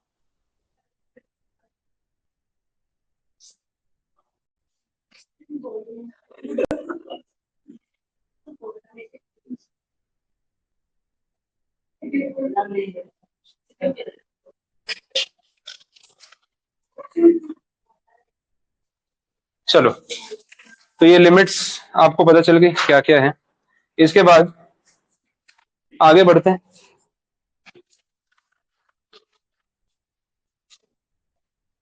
सेक्शन 22 के बाकी पॉइंट्स कवर अप कर लेता हूँ। उन्होंने बोला कि जो लोग पुराने लॉज में रजिस्टर्ड थे, जैसे एक्साइज में या सर्विस टैक्स में, जीएसटी आते ही उनके लिए बाई डिफॉल्ट हो गया कि उनको स्विच करना है, उन्होंने कर लिया, तो ये तो हिस्ट्री है, पुरानी बात हो गई। उसके बाद सब सेक्शन 3 में बोल रहे हैं कि अगर आपने अपना business as a going concern किसी को ट्रांसफर कर दिया या मर्जर अमालगमेशन डीमर्जर कर लिया, तो क्या होगा? हम अपना जीएसटी नंबर किसी को पास ऑन नहीं कर सकते, वो ध्यान रखना। आप किसी को अपना बिजनेस पास ऑन कर सकते हो, लेकिन जीएसटी नंबर पास ऑन नहीं कर सकते। रीजन भी कि जीएसटी नंबर आपके पैन नंबर से जुड़ा हुआ होता है, और आपके जीएसटी नंबर में बीच में आपके पैन नंबर के सारे डिजिट्स होते हैं, वो पास ऑन नहीं हो सकता। तो अगर मेरा बिजनेस जीएसटी वाला है और मैं आपको पूरा business as a going concern बेच रहा हूँ, तो प्रोसीजर क्या होगा? ये बिजनेस मेरे जीएसटी नंबर से मैं डी रजिस्टर कर दूंगा, और आप उसके लिए अपना अलग जीएसटी नंबर अप्लाई करके उसके साथ उसको लिंक कर दोगे। ये वैसे काम होगा, ये क्लैरिफाई किया। तो 22 में बाकी पॉइंट्स में यही चीजें बोली। इसके बाद आ रहा है section 23, people who are not liable for GST registration. अब पहले तो बोल दिया एक कंडीशन में कि जो गुड्स आप बेचते हो या जो सर्विसेज आप प्रोवाइड करते हो वो एग्जेम्प्ट है। तो जिन गुड्स और सर्विसेज पे जीएसटी लगता ही नहीं है, वो अगर मैं बेच रहा हूँ तो मैं रजिस्ट्रेशन करा के क्या करूँ? आउटपुट टैक्स तो 1 रुपया भी कलेक्ट नहीं होगा, तो भले मेरा टर्नओवर कितना भी हो, लेकिन एग्जेम्पशन है ना, गुड्स ही एग्जेम्प्टेड है, तो रजिस्ट्रेशन नेसेसरी नहीं है, ये क्लियर किया। दूसरा, एग्रीकल्चर वाले, उनका तो ना इनकम टैक्स ना जीएसटी, तो रजिस्ट्रेशन करा के क्या करेंगे? ना इनकम टैक्स ना जीएसटी, ऐसे बोलना चाहिए, क्योंकि बेचारे किसानों की हालत खराब है ना, तो ऐसे इनकम नहीं है। तो बहुत सारे majority of the agriculture involve जितने भी लोग हैं, वो उनकी पर कैपिटा पर पर्सन जो भी आप इनकम बोलो बहुत कम है, तो उतना अमाउंट ही नहीं आता, क्या टैक्स लगा लोगे? लगा भी लिया तो स्लैब रेट तक नहीं पहुंचेंगे।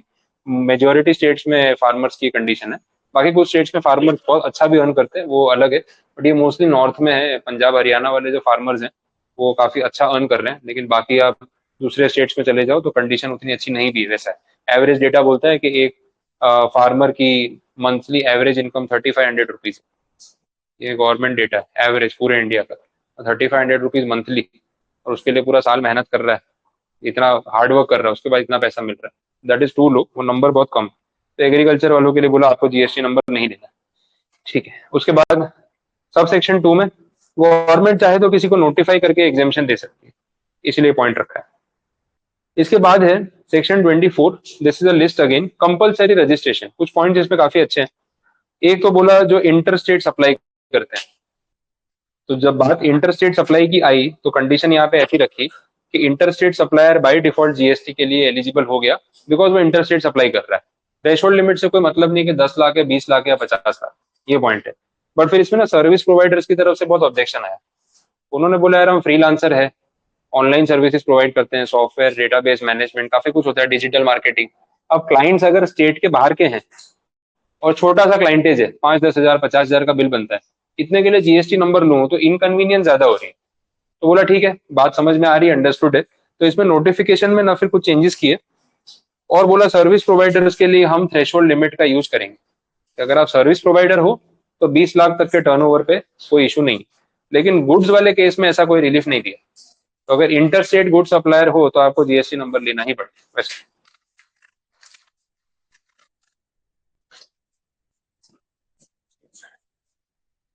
चलिए आगे बढ़ते हैं। बाकी देख लो कि इनके लिए कंपलसरी कैजुअल टैक्सेबल पर्सन, आगे सेक्शन 27 में इसकी स्टोरी आएगी। कैजुअल टैक्सेबल पर्सन ये वो लोग हैं जिनको टेम्पररीली जीएसटी नंबर कुछ टाइम के लिए चाहिए होता है, ड्यूरेशन है 90 डेज, एक्सटेंशन भी ले सकते हो फर्दर 90 डेज, ठीक है। अगर ये जीएसटी रजिस्ट्रेशन ले रहे हैं तो इनको जीएसटी 5 दिन एडवांस में जमा करवाना पड़ता है, जीएसटी एडवांस में भरना पड़ता है, ऐसा नहीं इवेंट होने के बाद भरेंगे। आप जब रजिस्ट्रेशन करा रहे हो ना, तभी आपको जीएसटी का अमाउंट पहले ही सबमिट करवाना पड़ेगा, एडवांस पेमेंट करना पड़ता है। रीजन बीइंग कि जो भी इवेंट आप ऑर्गेनाइज कर रहे हो उसकी टिकट्स बेची होंगी, तो जीएसटी तो पब्लिक से मिल ही जाएगा ना। तो रजिस्ट्रेशन करवाओ, इवेंट से पहले ही आपको जीएसटी सबमिट करवाना है, उसके बाद जो भी आपका इवेंट है आप करो, तो उसमें कोई प्रॉब्लम नहीं है। वैसा लमसम भी तो पेमेंट हो ही सकता है। नेक्स्ट बोला जो लोग रिवर्स चार्ज में एलिजिबल हैं, बायर बायर की बात हो रही है जिसके ऊपर रिवर्स चार्ज लग रहा है ना। अब देखो रिवर्स चार्ज जिस पे लग रहा है जीएसटी भरने तो वही जाएगा, तो डिपार्टमेंट उसको पहचानेगा कैसे बिना जीएसटी नंबर के? जीएसटी डिपार्टमेंट तो आपको जीएसटी नंबर से ही पहचानता है, आपके इंडिविजुअल नेम से उनका कोई लेना देना है नहीं। तो उसमें कंडीशन यहाँ पे ये रख दी कि जो रिवर्स चार्ज में एप्लीकेबल है, जो बायर है, उसके लिए रजिस्ट्रेशन करवाना नेसेसरी है, सेलर भले ना कराए कोई फर्क नहीं पड़ता। समझ आए? 9 सबसेक्शन 5 अपना ई कॉमर्स ऑपरेटर्स, उनके लिए necessary. Non resident taxable person, entity non resident है लेकिन इंडिया में टैक्सेबल है, क्योंकि सर्विसेज यहाँ पे प्रोवाइड कर रहे हैं। ये ओटीटी प्लेटफॉर्म्स, अमेजॉन, गूगल, ठीक है, ये सब कवर हो जाएंगे इसमें। सेक्शन 51 टीडीएस वाला सेक्शन है, अपने सिलेबस में है नहीं डिटेल में। टीडीएस जो है वो गवर्नमेंट वाले केस में आता है। अगर आप as a private person government को कोई गुड सप्लाई कर रहे हो और गवर्नमेंट उसका बिल पेमेंट कर दी और वो इनवॉइस 2.5 लाख रुपए से ऊपर है, तो they are liable to deduct TDS, और फिर वो टीडीएस आपके नाम से जीएसटी डिपार्टमेंट में सबमिट हो जाता है। ये इनकम टैक्स वाला टीडीएस नहीं, जीएसटी का टीडीएस, ठीक है, जीएसटी में जाएगा वैसा। तो उनके लिए रजिस्ट्रेशन करवाना कंपलसरी होता है। नेक्स्ट प्रिंसिपल एजेंट वाला केस हो गया। उसके बाद इनपुट सर्विस डिस्ट्रीब्यूटर आगे पढ़ेंगे, सेक्शन 20 वो आएगा। 9 सब सेक्शन 5 की बात ऑलरेडी हो गई। सेक्शन 52 भी उसी से कनेक्टेड है, उसको बोलते हैं tax collected at source, TCS.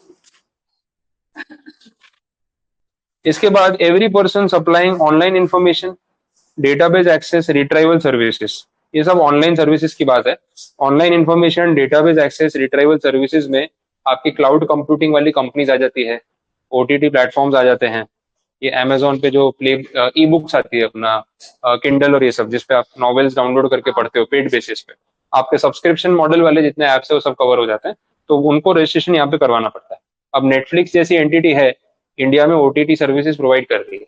अब नेटफ्लिक्स यूएस की कंपनी है, इंडिया में सर्विसेज दे रही है, तो उनको यहाँ पे अगर बिजनेस करना है तो जीएसटी नंबर लेना पड़ेगा, या पब्लिक से जीएसटी कलेक्ट करके जो सबमिट करना पड़ेगा, बिकॉज पब्लिक जीएसटी भरने जाने वाली नहीं, या रिवर्स चार्ज नहीं लगा सकते। कंज्यूमर को बोलो कि पहले नेटफ्लिक्स का रिचार्ज करा फिर जाके जीएसटी भर, वो नहीं होगा, वो रिचार्ज ही नहीं करा रहा है, जीएसटी कहाँ से भरेगा, वो पॉइंट ही नहीं ना वैसा। तो ओटीटी प्लेटफॉर्म्स में वो प्रॉब्लम आने वाला है कि भाई यूजर के ऊपर बर्डन डालेंगे तो नहीं चलेगा। पूरी इंडस्ट्री को परेशान कर रखा है अपनी पब्लिक ने, रिचार्ज कराते नहीं है लेकिन सारी सीरीज देख रखी है। अब कहाँ से देख रखी है वो बेचारे ओटीटी वालों को समझ ही नहीं आ रहा। हॉटस्टार देखो बिक गया, क्या हालत कर दी अपन ने हॉटस्टार की, ठीक है। पहले तो कितने पैसे मांगता था, फिर जियो वाले ने आधी बैंड बजा दी, अब जियो हॉटस्टार मर्ज हो गया ना, आपको पता है ना। तो हॉटस्टार बेचारा मजबूरी में जियो के साथ मर्ज हुआ है।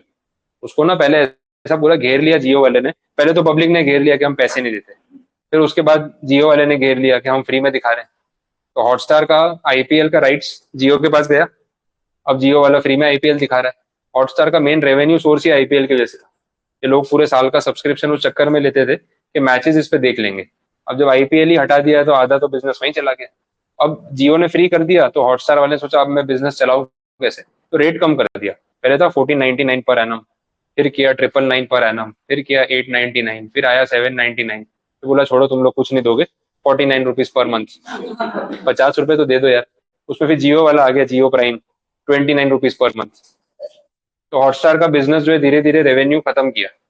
फिर बाद में हॉटस्टार वाले को बोला भाई मर्ज करना है, ब्रांड बचाना है, कंपनी बेचनी है तो बता दो। बोला बचा ही क्या है, तुम ले लो, नहीं तो इतना भी नहीं बचेगा। ये फ्री का चक्कर एक साल और चला तो सारा जीरो हो जाएगा। हॉटस्टार वाले ने अग्री कर लिया कि मैं मर्जर कर लेता हूँ। जियो ने अक्वायर कर लिया। देखो पहले बिजनेस में उसकी वैल्यूएशन खत्म की, फिर उसको अक्वायर किया। नहीं तो उसके आईपीएल के राइट्स के साथ उसको लेने जाते तो कितने पैसे मांगता।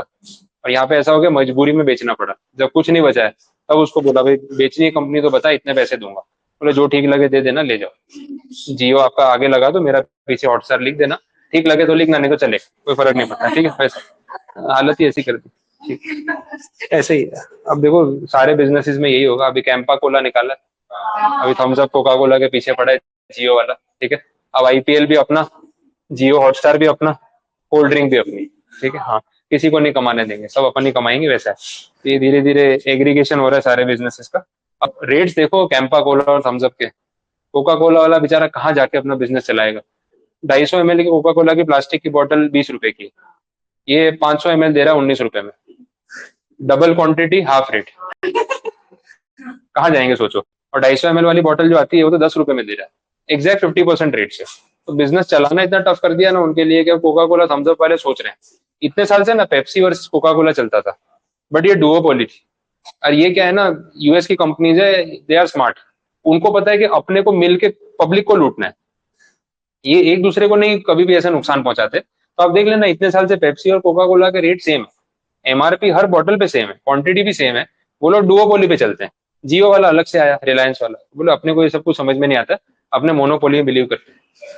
तो पहले आपका बिजनेस खत्म करेंगे, फिर अपने भाव बढ़ाएंगे। रिचार्ज में भी वही चल रहा है, ठीक है। वैसे एक बच्चे की शादी होती है, 50 रुपये महीना खर्चा पड़ जाता है। हाँ, वो ऐसे ही चलता है कि मतलब गए भी नहीं और कवर भी देके आ गए, वैसा होता है। ठीक। हाँ हाँ, वही वही, ठीक है। तो आप जामनगर नहीं गए, लेकिन कवर पहुंच गया आपका रिचार्ज के थ्रू, हर महीने जा रहा है, वैसा है। अब देखो गवर्नमेंट पे प्रेशर, बीएसएनएल वाले आ गए 4G लेके। बीएसएनएल अभी 4G लेके आए। हाँ, स्लो मोशन में चल रहा है वो। दुनिया 6G का ट्रायल करके सक्सेसफुल होके बैठी है, ये अभी 4G लेके आए। बट देखो वो चीज है ना कि जब इतने रेट्स बढ़ गए, गवर्नमेंट पे प्रेशर आता है कि तुम लोगों ने एक तो रिलायंस को इतना आगे बढ़ाया, बाकी सारी कंपनीज बंद करवाई, धीरे धीरे बीएसएनएल को तो रेस में उतारा ही नहीं कभी।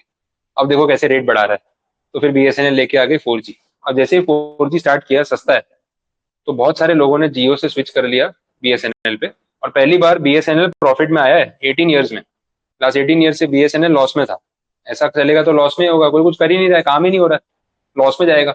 और जियो के सब्सक्राइबर एवरी मंथ इंक्रीज हो रहे थे, ये शिफ्ट होते उल्टा हो गया, एक तो बीएसएनएल प्रॉफिट में आ गया और सब्सक्राइबर इसके डाउन हो गए, बीएसएनएल में स्विच कर गए, क्योंकि बहुत सारे लोगों को 5G की नीड है ही नहीं। तो 5G के चक्कर में इतना 350 रुपये महीने के दे रहे हैं, उसका क्या जरूरत है।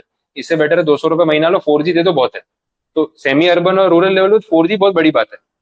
तो दे आर हैप्पी कि चलो अपना 4G में काम हो रहा है, उनको 5G की जरूरत ही नहीं, उनको मंथली कॉस्ट कम करना है, तो स्विच कर रहे हैं वैसा। तो ये सब चीजें हैं। चलो आगे देखते हैं। इसके बाद सेक्शन 25 आ गया, रजिस्ट्रेशन का प्रोसीजर। इसमें वर्ड टू वर्ड नहीं जाना है आपने, उसमें कंडीशंस देखनी है। एक कंडीशन मैंने आपको बताया कि 30 डेज में रजिस्ट्रेशन करवा लेना पड़ता है, थ्रेशोल्ड लिमिट क्रॉस होते ही, वो स्टार्टिंग में लिखा है। अब इसमें अच्छा पॉइंट ये है कि इफेक्टिव डेट ऑफ रजिस्ट्रेशन कौन सी होगी, उसमें दो कंडीशन है, अगर आपको रिकॉल हो रही हो। अगर आपने 30 डेज के अंदर अंदर रजिस्ट्रेशन के लिए अप्लाई कर दिया और फिर आपका रजिस्ट्रेशन नंबर आ गया, तो इफेक्टिव डेट ऑफ रजिस्ट्रेशन होगी जिस दिन थ्रेशोल्ड लिमिट क्रॉस हुई थी, जिस दिन आपका टर्नओवर 20 लाख या 40 लाख से ऊपर गया था। भले आप रजिस्ट्रेशन बाद में करा रहे हो, लेकिन 30 डेज खत्म होने के बाद अगर रजिस्ट्रेशन के लिए एप्लीकेशन किया तो क्या होगा, डेट ऑफ सर्टिफिकेट, जिस दिन रजिस्ट्रेशन सर्टिफिकेट इशू हुआ वो तारीख आपकी इफेक्टिव डेट मानी जाएगी। बट लेट रजिस्ट्रेशन कराओगे तो पेनल्टी लगेगी, तो वो ध्यान रखना पड़ेगा। तो ये एक पॉइंट ध्यान रखने वाला है यहाँ पे, आप देख लेना। ठीक है, आगे बढ़ते हैं। सब सेक्शन 2 में बोला एक स्टेट में एक रजिस्ट्रेशन काफी है, वो बात मैंने आपको बताई, सूरत और अहमदाबाद वाला केस। फिर सब सेक्शन 3 है वॉल्यूंटरी रजिस्ट्रेशन। आपका अगर थ्रेशोल्ड लिमिट क्रॉस नहीं भी हुआ है, फिर भी आपको जीएसटी नंबर लेना है, इनपुट टैक्स का क्रेडिट चाहिए, आप रजिस्ट्रेशन करवा सकते हो, कोई मना नहीं करेगा, बट रूल सारे एप्लीकेबल होंगे फिर आपके। आगे बोल रहे हैं अगर एक स्टेट से ज्यादा स्टेट में अपना बिजनेस चलाओगे तो फिर आपको मल्टीपल रजिस्ट्रेशन लेने ही पड़ेंगे, वो इम्प्लाइड है। और ऐसा करते ही आपको डिस्टिंक्ट एंटिटीज की तरह काउंट किया जाए। उन्होंने देखा सूरत वाली ब्रांच अलग, मुंबई वाली अलग, दिल्ली वाली अलग, वैसा रहेगा।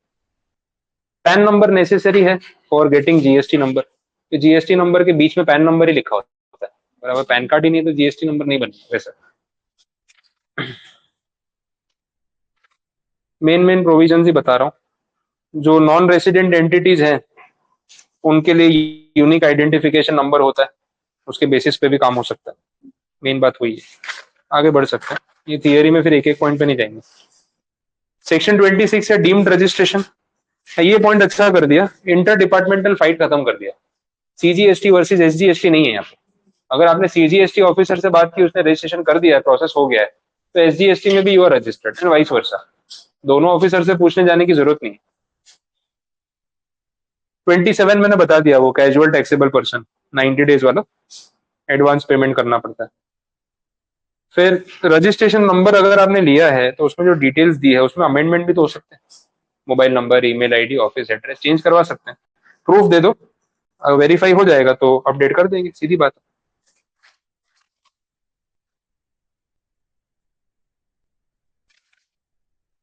Next section number 29, cancellation of registration, section 29।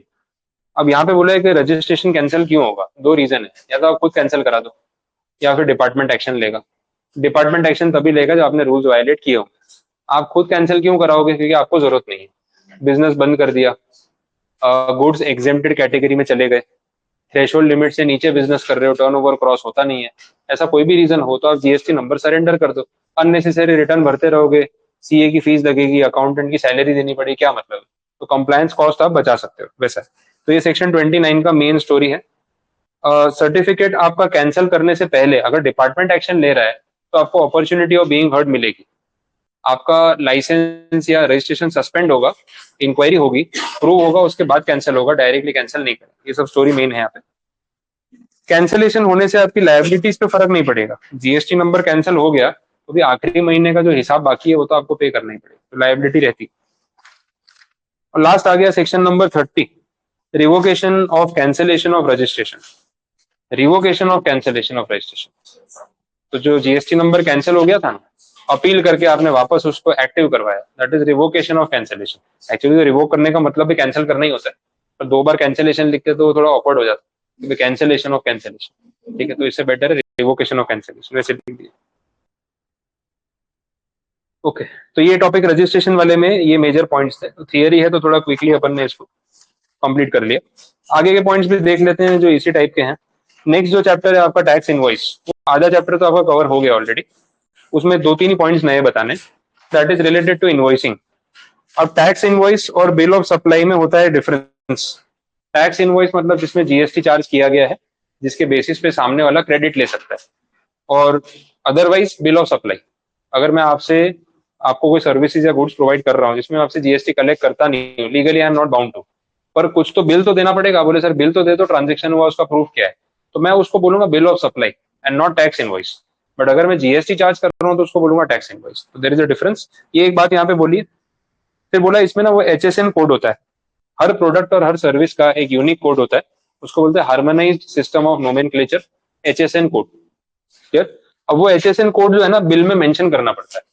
अगर आपका टर्नओवर 5 करोड़ रुपए तक है तो 4 डिजिट आपको एचएसएन कोड के मेंशन करने पड़ेंगे। अप टू 8 डिजिट्स होते हैं एचएसएन कोड में, टोटल अप टू 8 डिजिट्स होते हैं। टेरिफ में क्लासिफिकेशन होता है, एक बार ट्राई करते हैं यहाँ पे जीएसटी टेरिफ देखते हैं, एचएसएन कोड का थोड़ा आइडिया आ जाएगा। बी टू बी सप्लाई में आपको 4 डिजिट मैंडेटरी लिखने पड़ेंगे। बी टू सी वाले बिल में ऑप्शनल होता है, लिखना है तो ठीक है, नहीं लिखो तो भी ठीक है। 5 करोड़ से ज्यादा अगर आपका टर्नओवर है तो कंपलसरी आपको 6 डिजिट्स मेंशन करने होंगे एचएसएन कोड के। बी टू बी हो या बी टू सी, उससे फर्क नहीं पड़ता। चेक करते हैं, चलो एचएसएन कोड, वो टैरिफ अगर ऑनलाइन तो अवेलेबल होगा ही डेफिनेटली।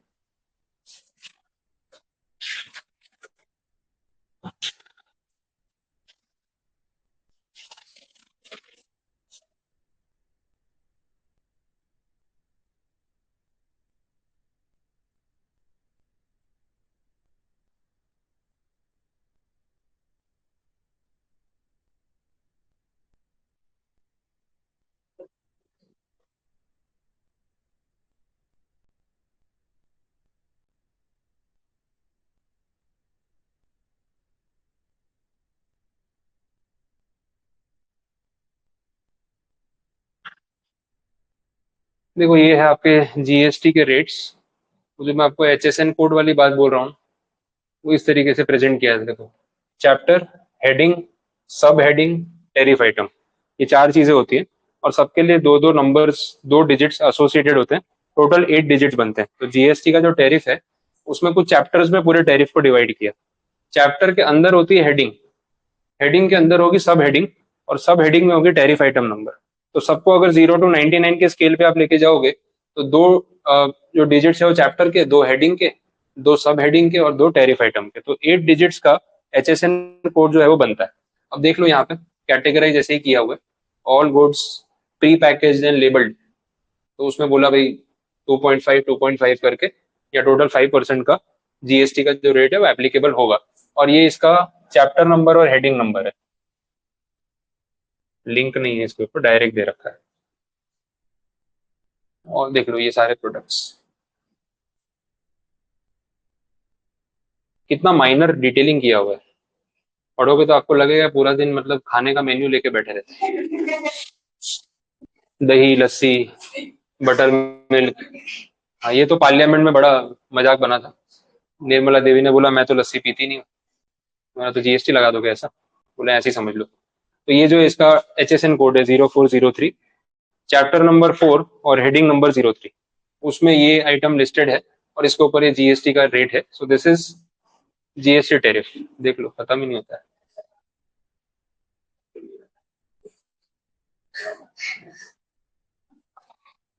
ये जो प्री पैकेज है ना, प्री पैकेज में सब चीजों में इन्होंने जीएसटी लगा दिया। पॉपकॉर्न पे भी तो बात हो रही थी, ये सब चल रहा है। देखो ये पूरा ना 8 डिजिट का HSN कोड हो गया। चैप्टर नंबर 12, उसका हेडिंग नंबर 10, सब हेडिंग 20 और उसमें टैरिफ आइटम 00 वैसे हो। तो इसमें बोला है कि 4 डिजिट्स या 6 डिजिट्स जो है वो आपको प्रेजेंट करने होते हैं, वैसे बोल दिया। फोन में मेहंदी आती है ना, उस पे 5 तो जनरली जो दिख रहा है मैं भी देख रहा हूँ, टैरिफ ऐसे पूरा तो कभी रिफर नहीं करते।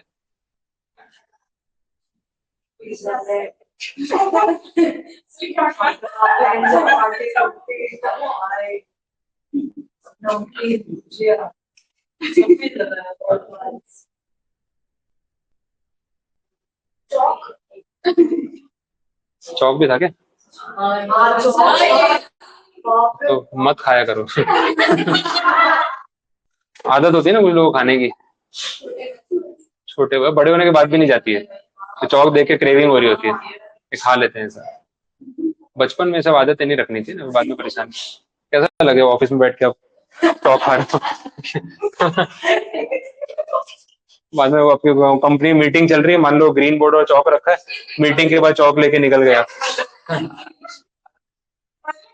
नहीं वो खत्म हो गया। नहीं वो तो फूड की लिस्ट में मजाक कर रहा था हाँ ओवरऑल लिस्ट है ये, ठीक है। तो ये सारे प्रोडक्ट्स हैं, 5% तो सब पे जीएसटी लगी रहे। कहाँ तक जा रही है उसके बाद? 12% वाला कुछ नहीं है। देखो जो ओमिटेड है वो भी सब मेंशन्ड है कि भाई ये आइटम्स इन्होंने ओमिट कर दी। तो ये टैरिफ में इस तरीके से पॉइंट्स दिखते हैं। तो आर्टिफिशियल किडनी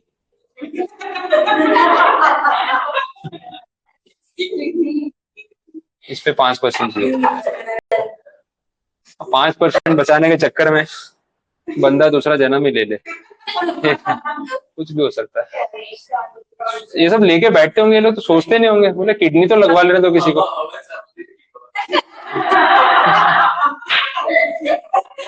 ये सही है। ये एक दिन इसका लेक्चर रखेंगे, बैठ के देखेंगे क्या पॉइंट्स है। देखो 12% वाली कैटेगरी आ चुकी है, सब कुछ है। पास्ता भी आ गया, देखो क्या बोल रहा, पास्ता वेदर कुक्ड और नॉट कुक्ड और स्टफ्ड और अदरवाइज प्रिपेयर्ड।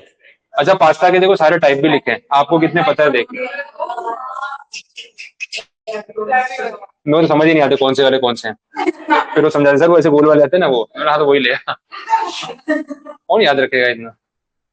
ये सब जैम फ्रूट जेली, कोई शेफ को ही बिठाया होगा बता खाने में क्या क्या बन सकता है। जैसा tender coconut water pre packaged and labelled, आजकल आता है कोकोनट वाटर भी प्री पैकेज्ड प्लास्टिक की बोतल में, उसके ऊपर 12% जीएसटी। हाँ कहाँ पे दिख रहा है? नीचे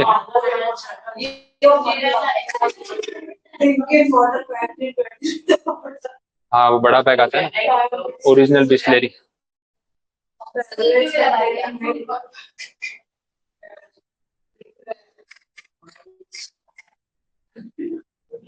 कुछ नहीं छोड़ा है सर, कुछ नहीं छोड़ेंगे ना।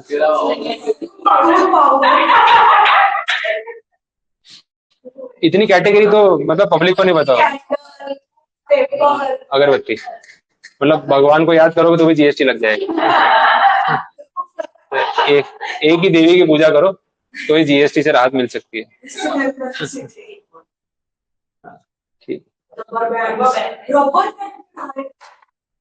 हैंड बैग्स ग्लव्स सब आ गया। देखो इतना बड़ा टैरिफ है, खत्म ही नहीं हो रहा, जाने दो।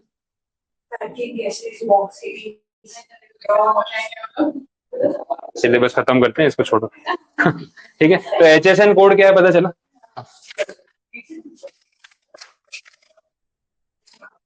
अब देखो 31 सेक्शन जो है ना that is related to tax invoice, ये आधे से ऊपर सबसेक्शन अपने ऑलरेडी कवर हो गए। मैं रिलेट करा देता हूँ कहाँ पढ़े अपन ने। 31 का जो सबसेक्शन 1 है और सबसेक्शन 2 है, ये अपन ने अभी वो गुड्स और सर्विसेज वाले में पढ़ा, टाइम ऑफ सप्लाई में। टाइम ऑफ सप्लाई के साथ ये टॉपिक कवर हो गया 1 और 2 गुड्स और सर्विसेज। वो जो 30 डेज वाली लिमिट नहीं पड़ी, date of service plus 30 days, वो सबसेक्शन 2 था। फिर अपन ने देखा डेट ऑफ रिमूवल के टाइम पे इनवॉइस इशू हो जाना चाहिए, वो सबसेक्शन 1 है, ये ऑलरेडी पढ़ चुके हैं। सबसेक्शन 3 एक्स्ट्रा है जो पीछे नहीं था। इसमें वो आपको स्टोरी अगर याद हो, 200 रुपए से कम वैल्यू का सामान बेच रहे हैं तो बिल ऑफ सप्लाई चलेगा, जीएसटी इनवॉइस बनाने की जरूरत नहीं है। ये थियरी है, अब आप रीड कर सकते हो, मैं सिर्फ बेसिक हिंट दे रहा हूँ। सबसेक्शन 4 पढ़ा दिया, कंटिन्यू सप्लाई ऑफ गुड्स, वो date of statement of account वाला। सबसेक्शन 7 भी पढ़ लिया, वो अप्रूवल बेसिस वाला। बीच में है सबसेक्शन 5, वो ध्यान रखना पड़ेगा यहाँ से, कंटिन्यू सप्लाई ऑफ सर्विसेज।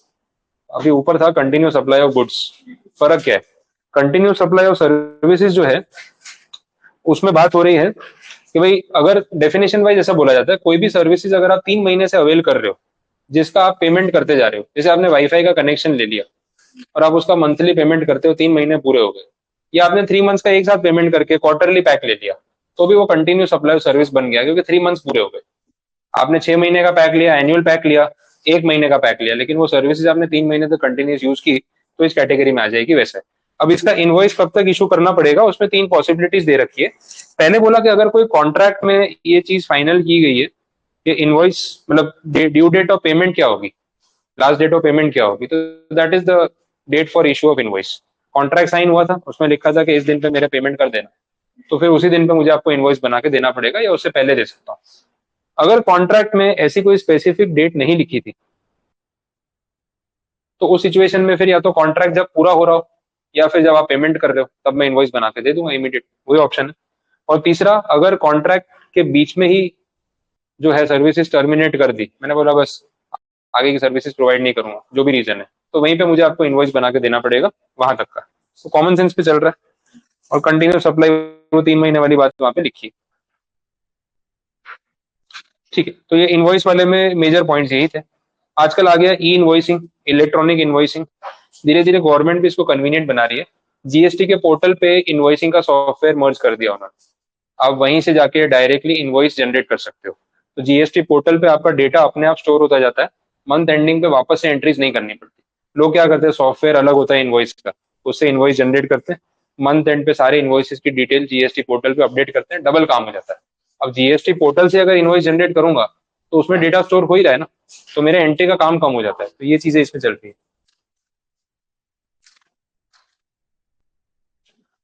ठीक है। तो ये इनवॉइसिंग वाला पॉइंट यहाँ पे कंप्लीट। एक अकाउंट्स एंड रिकॉर्ड्स वाला चैप्टर है, उसमें अकाउंट्स में तो मेरी कोई नीड नहीं है, सिर्फ रिकॉर्ड्स वाला जो मेंटेनेंस वाला पार्ट है सेक्शन 36, उसमें आपको ड्यूरेशन ध्यान रखनी है, 72 मंथ्स वाली, कि आपको रिकॉर्ड्स मेंटेन कब तक करने हैं और कहाँ से 72 मंथ्स, वो ध्यान रखो।